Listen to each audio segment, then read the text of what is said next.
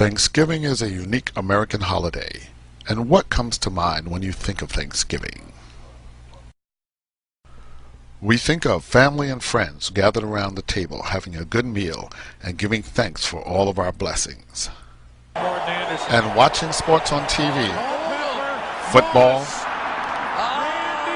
basketball, yes, a favorite American pastime. And of course, those images which were given to us in elementary school of Indians and pilgrims celebrating the harvest. Etymology, the history of a linguistic form shown by tracing its development since its earliest recorded occurrence in the language where it is found.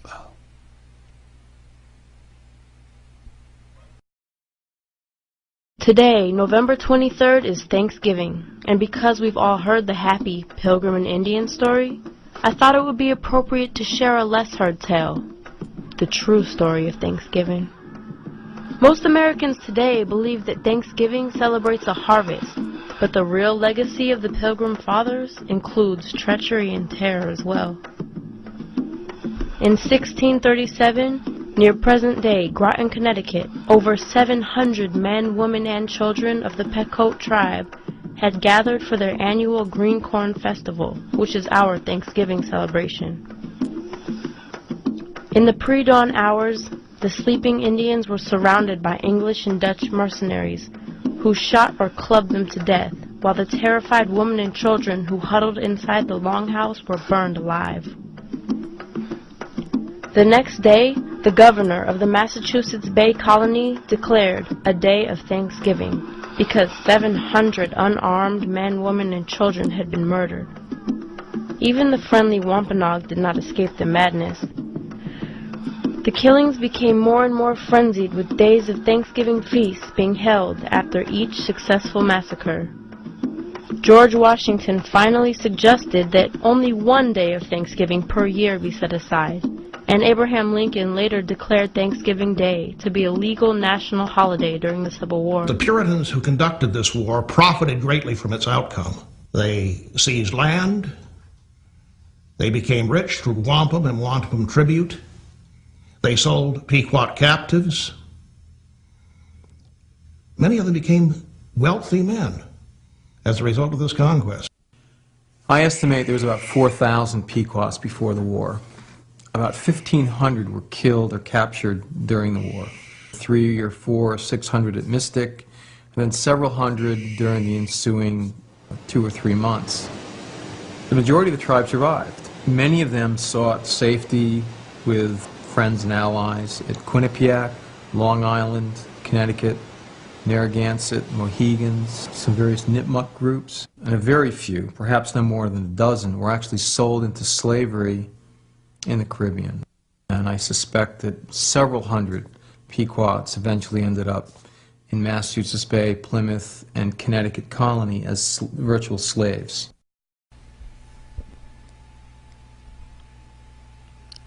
Captain John Mason was the soldier who led the attack on the Pequot Indians. John Mason was born in England in 1600. After serving in the Netherlands under Sir Thomas Fairfax, he came to Dorchester, Massachusetts in 1630. In 1637, Mason was commissioned by the General Court of Connecticut to lead the attack on the Pequot Indians.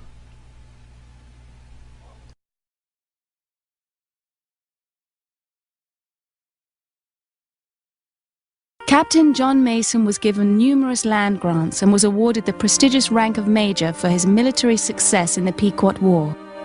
Up until about 10-15 years ago, Mason was largely regarded as being a hero. I think what the Pequots have succeeded in doing is kind of not necessarily rewriting history, but challenging our perception of it.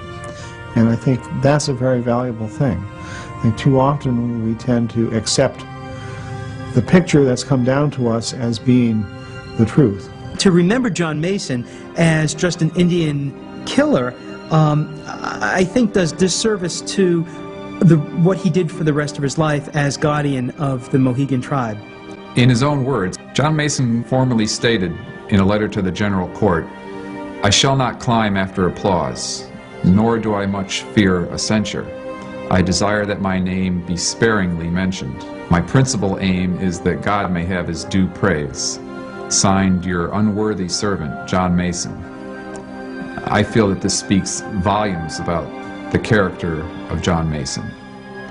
And I'm very proud to be a descendant of this exemplary leader. John Mason enjoyed going into battle, he enjoyed killing people, he enjoyed the blood and the guts. To have the settlers 200 years later or so erect a statue to a pig like John Mason would be unbelievable that they could do that. But the thing that was dangerous about John Mason to me was that the fire that he had in his heart was the more dangerous than the fire he had in his hand. Because the fire he had in his heart was the fire of hatred that was fueled by bigotry, greed, and intolerance. And unfortunately, that fire still burns today.